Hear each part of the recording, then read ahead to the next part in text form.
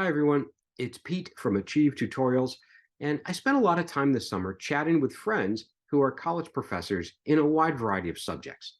My goal was to find out what are the skills that freshmen and sophomore college students lack that they should have learned in high school. So today I'm going to show you some parts of an interview I did with my friend Jack Miller, who's an associate professor at Portland State University. And let me preface this by saying that my assumption was that the biggest skill students lacked would be writing skills. They wouldn't know how to write a good college essay. Turns out I was wrong.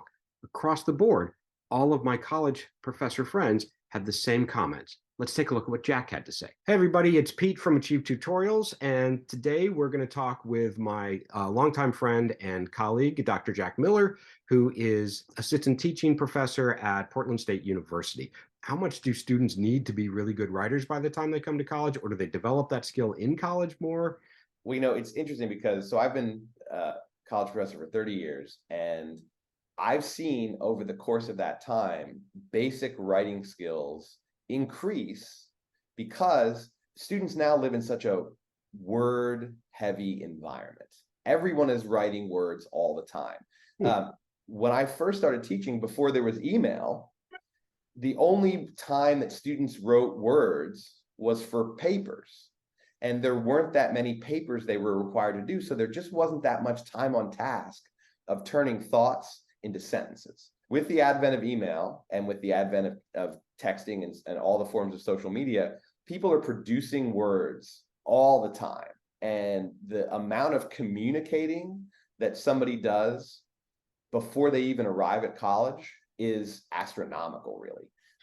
And so that the foundation of how do I communicate with people is already there. And then mostly what it is just a matter of learning, well, what's college level writing look like? What is appropriate type of sentence? Like the kind of sentence you would send to your friends on a text is obviously not appropriate for a college paper. But the great thing about text to your friends is you're translating thoughts into words. I mean, and sometimes emojis and sometimes TikTok videos and stuff. But even a TikTok video, you're translating something inside your brain into a form of communication.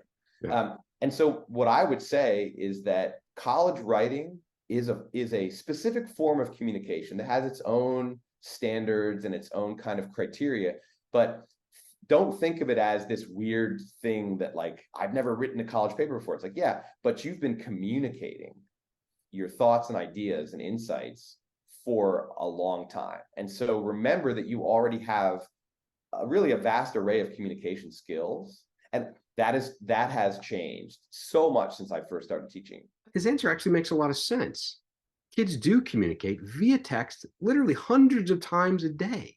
They are communicating in a very concise way to get across the point that they want to get across using the written word. So, what is the biggest skill they lack? Well, let's go back and hear from Jack. Honestly, the biggest one, I've been a college professor for 30 years, and I've seen a lot of intelligent, insightful people come through who struggle because they lack the sort of personal organization and self-discipline that's necessary to do college level work. And it's always particularly tragic to see somebody who is smart, insightful, curious, interesting person who maybe has a lot of the academic skills, but who is incapable of organizing their time, making sure they meet deadlines, making sure that they understand how to balance all of the things that they are doing in college, social life. Sometimes people have family obligations. It's tragic because that set of skills is like, it's kind of baseline. And so I always hope that students get this in high school. I do know I have right now, I have a son who's a freshman in college and I have a daughter who's a junior. And so I've seen them go through high school. And I know that these skills are taught, and teachers often emphasize how to take notes, how to make sure you meet deadlines, how to set up a personal organizer. Not every student graduates high school with those, what I would consider to be sort of just basic personal skills that are useful, not just in college, but like, everywhere. Right, sure.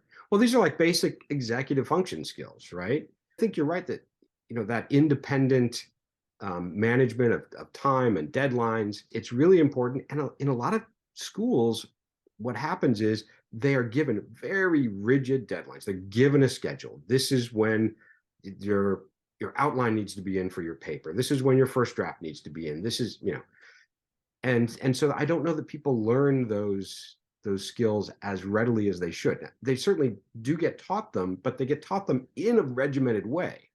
Yeah, in an environment in which the stakes are pretty low for them to not develop the ability to sort of manage their time and to force themselves to do things when no one else is forcing them to. So there you have it. Organizational skills, executive function skills. These are the things that you most need in college because you become responsible for your own learning and your own education. And that's something I think a lot of people don't realize. All right, guys, I hope you find that helpful. So go out there and have an organized day. Bye. Thank you for watching. And for more information, you can go to our website for more videos on our blog or subscribe to our YouTube or Instagram feeds. And don't forget, aim higher.